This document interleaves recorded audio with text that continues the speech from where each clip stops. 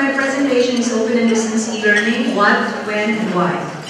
And the reason why that's the title is because my three-part presentation basically will focus about first definitions of some key concepts in Open and Distance E-Learning, including Open and Distance E-Learning itself, which is a relatively recent coinage. And then I will talk about the generations of ODEL, in other words, how it came about. And then finally, I will end with some thoughts from some of the key theorists in the field with regard to why we should be doing ODEL. Maybe it shouldn't be a should, but why we are doing it anyway. Whether we should or shouldn't, you have to decide for yourself. So that's my three-part presentation. Let's get on with it. First, ODEL, what does that mean? As defined by Chancellor Alfonso, who coined the term in 2012, ODEL refers to forms of education provision that use contemporary technologies to enable varied combinations of synchronous and asynchronous communication. Synchronous meaning same time, asynchronous meaning not at the same time, like email. Among learners and educators who are physically separated from one another for part or all of the educational experience. That's a mouthful. Let's try to get a simpler version of it. Well, maybe this is not simpler, it's just as long. But basically what we have with the term ODEL is that it is an expansion of the more familiar and of longer duration term, Open and Distance Learning, or ODEL, ODL. Yun yung original na ODEL, ODL, which means only Open and Distance E-Learning, no e-learning yet. ODL refers to a learning system that combines open learning characteristics with distance delivery to include the adoption of e-learning or online learning methodologies. No? So basically, therefore, ODEL is the convergence of three terms: open learning, distance education, and e-learning. Okay, now let's take each one at a time. Open learning, what is that? It is an approach to learning that gives students flexibility and choice over what, when, and at what pace, where, and how they will learn. It's basically opening up the learning space and education to everyone who wants to learn, wherever they might be, at whatever pace they would like, rather than following the pace of the school, for example. Wherever they are, right? And also with regard to how they will learn. And this will become clearer later on when we talk about methodologies. So open learning is a philosophy of education. It is not a method. It is basically a philosophy or a way of thinking about who has the right to education and why, right? So it's about, if you want, the more familiar formulation now might be that education is a human right. Everyone has a right to learn. So it's a philosophy or a worldview. And in the coinage of the Open University of the United Kingdom, which was the biggest champion of open learning as a philosophy, at the time when no one was talking about it, in the 1960s, basically this is now formulated in what is in the mission statement of the Open University, which is to be open to people, places, methods, and ideas. So with regard to openness to people, that means making education more accessible to more students, including and especially non-traditional learners, learners who are marginalized, who are not reached by traditional universities or schools. With regard to openness to places, that has to do with independence of the learning location. Meaning to say you can learn from wherever you are. You can be sitting at home, but still have access to the educational institution. And then with regard to openness to methods, when people are learning from wherever and you're not sharing the same space, you will have to worry about exactly what is the method you will use in order to make that happen. So suddenly, where before in conventional education we have only one method, which is like what I'm doing now, right? What we are doing now, where your teacher stands in front of you and you're seated there and listening to the teacher, that's one method. That's the conventional. With a philosophy like this, you will have to broaden your whole understanding of how teaching and learning will take place and adopt methodologies accordingly. And finally, openness to ideas has to do with the fact that there is now a much more egalitarian, in a system like that, where you're not sharing the same space and time, and you are opening up the learning space to everybody. You have to be much more egalitarian in your approach and understand that it is not only the teacher who is the source of knowledge, but even learners who are not traditional learners, they may in fact be much older than you, have their own contributions to make. So it's a free exchange of ideas. So that's open learning. The second term is distance education. What is this banana? Basically, distance education is a mode of education where teachers and learners are physically separated most, if not all, of the time. We usually contrast this with conventional face-to-face classroom-based instruction, where people sit in the same time and place, right? Time and place. A more formal definition, if you like, is that distance education is planned learning, which normally occurs in a different place from teaching, and as a result, will require special techniques of course design, special instructional techniques, special methods of communication by electronic and other technology, as well as special organizational and administrative arrangements. Again, it goes back to if you're not in the same room, how are you going to make teaching and learning possible? So you will have to plan every single thing there, right? Like, how will you deliver the content? What content? How will you package it? How will it be accessed? How are you going to interact with your learners? So all of that requires all of these systems, and that's also why a very key principle in Odell is the systems approach. Okay, now the third term, e-learning, which is something that may be more familiar for most people, and not meaning to say for people outside of the distance education field. No? E-learning is very simply defined as technology-supported learning. Any learning where you use technology for any purpose whatsoever. It is learning that is facilitated or supported through the use of information and communication technologies such as computers, interactive whiteboards, digital cameras, mobile phones, online communication tools, and virtual learning environments. And as I said, it's more popularly known as technology-supported learning. And this is the important thing. E-learning can take place face-to-face or at a distance.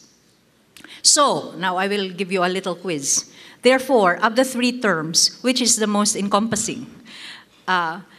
Distance education is a form of e-learning, if you like, okay? But it is a form of e-learning that is characterized by a philosophy of openness, whereas not all e-learning have the philosophy of openness. And in fact, you can have e-learning even in the conventional classroom.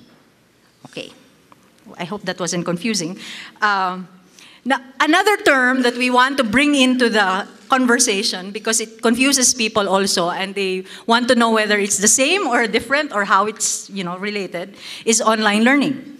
Online learning basically is learning that involves the use of the internet to access learning materials, to interact with the content, instructor, and other learners, and to obtain support during the learning process in order to acquire knowledge, to construct personal meaning, and to grow from the learning experience. That's in other words, for whatever reason, you go online and interact with each other online, meaning to say using internet technologies. Okay?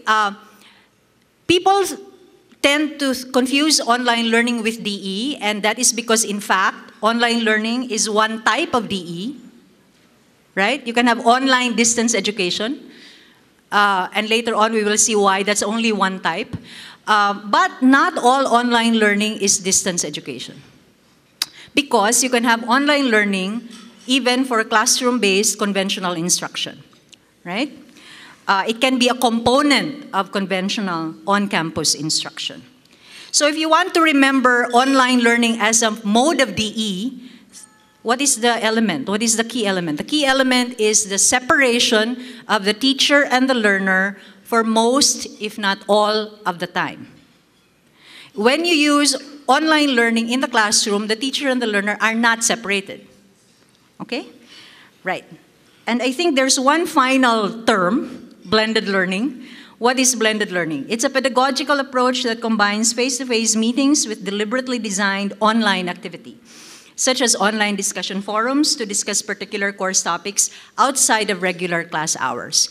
We think of blended learning as something that is characteristic of certain types of classroom-based instruction, where you use technology in order to extend the boundaries of your classroom, right? You still meet face-to-face, but you have online activities, right? So basically, you're integrating face-to-face oral communication, primarily oral communication when the teacher gives lectures, for example, in the classroom, and primarily written online communication, because you communicate with each other through discussion boards, through email, through chat, and so on.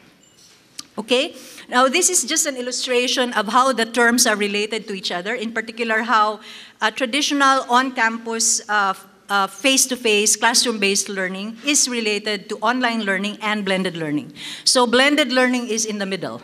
So think of a Venn diagram, and the intersection between online learning and traditional learning is blended. Purely online learning, it doesn't touch face-to-face. That is what? Distance education. Okay?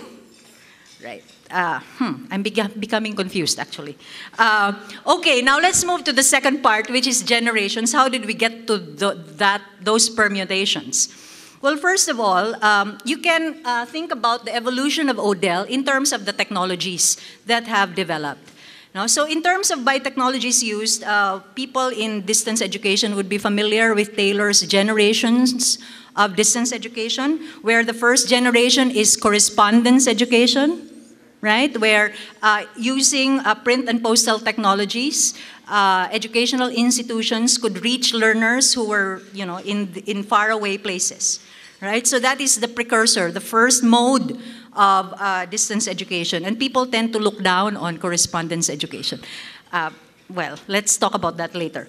The second generation is mass media-based education, where we use one-way broadcast technologies to reach larger numbers of students. So you use radio, for example, or you use television.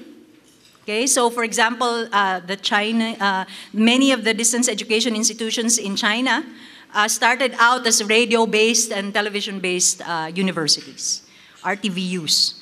And then the third generation is telelearning, where conferencing technologies were introduced. So you could have synchronous interaction between the learner and the teacher who were far apart, sometimes it's text conferencing, so chat, or it could be audio conferencing using, in fact, a telephone that, you can connect a lot of people. And there's, of course, now video and web conferencing, Skype and all of that, right? The fourth generation is intelligent, flexible learning, where you have interactive multimedia online and computer-mediated communication. And you can think here about applications that allow you to have all of kasi yung traditional conferencing technologies, one at a time yun eh. You cannot do chat and audio. But with this, you have platforms that combine them all. So you might be familiar with Adobe Connect, for example. What is the equivalent open source version? So yung mga ganyan, where you can show a slide, talk to each other at the same time, hear audio, and basically like a class, except that you're not sharing the same space. And then finally, flexible learning. This is according to Taylor. Some people are contesting his generations. Where you use campus portals and computer-mediated communication together with automated response systems, in addition to interactive multimedia online. And here you might imagine what happens in MOOCs, for example, massive open online courses. Now, that sort of technology. Okay, let me try and move faster. Another classification by technology use is by Anderson and Ilomi, and I will just show you what they are, because they correspond actually to the first slide, to the first classification by Taylor. Correspondence study is still the first generation, and the fifth generation this time is educational semantic web, no? Which really refers to Web 2.0, what we currently know as the web, right? Downs introduced, talks about, in one of his keynotes, talks about generations of online learning. Kasi yung the first two, they're generations of distance education. Okay? Yun yung dinidescribe nila. Here, generations of online learning in particular, well, Downs gives us 6 generations. Although in my count, it's actually just 5, so I'm kind of confused. Because he begins with a generation 0. Okay? His generation 0 is the time when all we wanted to do and all the technology allowed us to do was to place content online. And our ideal scenario was that there would be programmed learning, programmed instruction, where at a basic level, no, where a student responds to something and then can choose between 2 branches, go this way or that way, depending on his or her performance, and then you keep on branching. So this was, in fact, an approach invented even prior to online technologies. And then his first generation is really network learning, where you use bulletin boards and email to communicate. His third generation is the introduction of computer games. And then his fourth generation is the introduction of content management systems and learning management systems. And then he reaches e-learning 2.0, where learners can author their own content and distribute it via their own networks through social software. So this is now the era of Facebook, diba? Where you create your own content from other content, of course, and then you distribute it to your own personal network. There is a scenario where you can do that in a learning context, not just in a social, friends context, no? Okay, and then finally, his last generation, he says, is the massive open online course, but the particular type of MOOC, no, which is MOOC that is connectivist, no, where what you are leveraging is widespread free and open content and applications and cloud-based connectivity. So that what you have are learners who are creating content, actually remixing content, and then redistributing them and sharing them with others, and connecting and with everybody. And so you don't have a center anymore. The teacher is not the center. Okay. But this next way of looking at generations is in terms of pedagogy. That was the you can look at generations of online and distance education in terms of technologies, but what about the pedagogies? Because really what technologies are really just tools. They allow you to do certain things. So for this, it is useful to look at Anderson and Dronn's pedagogical generations. First is the cognitive behaviorist generation, where the focus is knowledge transmission. So we were using technologies in order for the teacher or the educational institution to transmit knowledge which the institution produced.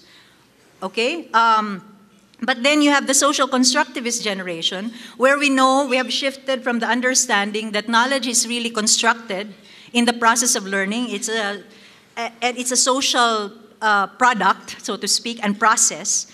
Okay? And then finally, the connectivist generation, which I explained earlier. But what happens here is that the key term is the word producage, where the learner is not only consuming, is no longer, in fact, consuming knowledge and information given by others, but producing knowledge. Right. Now, so basically, to sum up the generations, you have changing emphasis from content to connection, connecting with others, with each other, to creating a community. Okay. Now, basically, the things we have to remember about the generations is that even as they're useful for us to understand how things develop, they are the most important point to consider is that all of these technologies, from the first to the most recent generation, are all still existing, and that in fact what you're seeing in the current generation is a convergence of all of the technologies. So it's not like one generation has passed. What happens is that each new generation accommodates the previous one. Okay. So what does that mean for educators and learners? It means we need to be skilled and informed about how to be able to select the best mix of technology and pedagogy. We need to know what it is that we want to do and then figure out how to best do it, right? And there is a role for all of the theories of learning. People like to bash the cognitivist behaviorist approach and think, how awful, you're not social constructivist. But in fact, there is a role for all of these approaches, depending on what it is that you're trying to achieve. It is only a foolish person who will insist on using the same tool for everything. There are different tools for different things, all right. Now, so that brings us to the rationale. Why ODEL? Well, people say, well, it allows you to broaden access and reach the unreached. It allows you to improve the quality of teaching and learning. It allows you to reduce costs. So, if you're an educational institution and you're looking at this, your eyes will light up and think, oh, how wonderful. This is a cure-all for all our ills. But Daniels reminds us that, in fact, for traditional universities, there's such a thing as an iron triangle, where it is impossible to achieve all of those at the same time if you do not change certain conditions. There will always be a conflict between accessibility and improving quality and lowering costs. Okay, you cannot achieve. There will be trade-offs. What does that mean? For example, if you increase access, then you will have a pressure on faculty resources and other instructional resources, right? So your quality will go down unless you do something about your faculty and other instructional resources. But if you do something about them, your cost will go up. And also, actually, when you increase access to students, it's not just it doesn't lower costs for you kasi if you're an institution, you also have to provide services for your students. So you have to spend some there, right?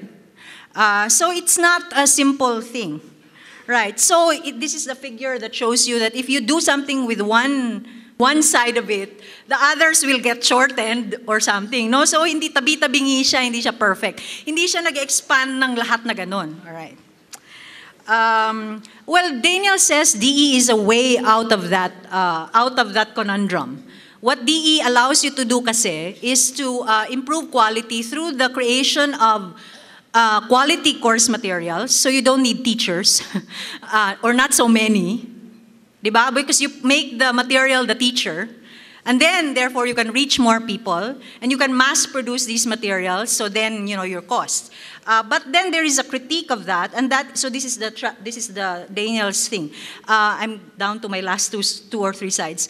The critique of that by Power and Goldmorven is that they say that even if distance education has been presented in that way, in fact, it has not been accepted as an idea by many higher education institutions. Those of us in distance education know that, right? Even today, there is a stigma to being a distance education institution. Even if they know that we're doing interesting things and they're wanting to do the things that we're doing, they will be very careful to distinguish themselves and say, we are not DE. We are not doing DE. We're doing online learning, but we're not DE. O, so bakit ganon, right? Why? So what's the difference between online learning and DE? Well, basically, according to Power and Goldmorven, because there is still this idea that with massification, once you try and reach so many students, your quality will go down.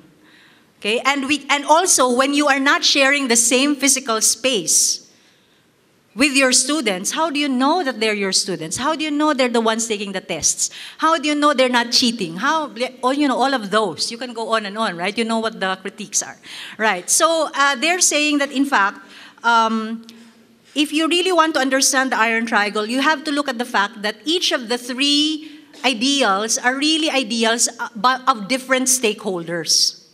They are not the ideals of one stakeholder. Cost is the ideal or the aspiration, lowering costs, is the aspiration of the university or administrators, if you like. Quality is the aspiration by whom? Of whom? Not students, surprisingly, teachers, faculty. And the one who's interested in accessibility is really students. Now, if you have these three different parties with three different agenda, how do you reconcile their agenda? Okay. So sabi nila, it doesn't work. So itong si Power and Goldmorven, they're advocating what they call blended online learning, where you combine synchronous, first you combine DE thingamajigs, which is asynchronous, right? And also at a distance, with on-campus synchronous instruction. So kaya blended. You have the best of both worlds. So the teacher who doesn't really want to work hard and write their lecture, pwede pa rin silang mag-lecture orally because there's synchronous technology that allows them to do that. So it doesn't feel different from what they normally do. The student, on the other hand, has a certain flexibility because they can be off campus and be listening to the live lecture, right? And then even if they can't listen to the lecture can be recorded. So then they can access it for later. So as far as Goldmorven is concerned, this is a brilliant solution. But the problem is that BOLD is an alternative only for traditional universities. For distance education universities, the solution is already distance ed, right? I mean, so hindi na tayo babalik dito. Why will we go back to this point where we will want again face-to-face? When you already know that you can actually not do it, right? So this is an alternative only to traditional universities. And this is the reason why traditional universities are wanting to do e-learning and blended learning. And the problem really there is that it's not even a battle between universities. It's the fact that these two universities, these two types, you need them both. Why? Because you have different kinds of learners. People who will enroll in the distance education institutions are people who cannot enroll in the traditional institution, right? And those who would prefer to go to the traditional education institution are the ones who have more flexibility, I suppose, than the other set. So there are different types of learners. We cannot be advocating the same approach for everybody. Okay? So it's very important to think about this diversity. And this is how Odell, and this is my last point, this is how we've moved from DE to BOLD to Odell. Do you remember the meanings of the acronyms? So basically, Odell encompasses open learning and DE, as well as variants of e-learning, including blended online learning. It is a more inclusive term and may be used to characterize the full range of course design practices that are possible in online DE. And most importantly, to remember is that basically what it does is to allow us to address the diversity of online instruction in terms of the subject matter, what it is you need to teach. Can you teach medicine in an Odell way, the same way you would teach something else in an Odell way? Di ba magkaiba yung Odell nila? Dapat. Because of the subject matter. The technological means, you can adapt different technologies depending on your purposes, or you should. The learning styles, and implementation scenarios. Is it standalone? Is it blended? Whatever. Is it synchronous, asynchronous? So this is an important thing to remember. And, but most of all, to remind us and bring us back to the first term in Odell, which is openness. Ultimately, that's what it is, right? A reminder that online instruction has inherited from DE, from online learning, the ideals of openness and democratization of access to higher education. And this is an idea which the term Odell communicates with its inclusion, its inclusivity of the term open, aside from distance and e-learning. Thank you.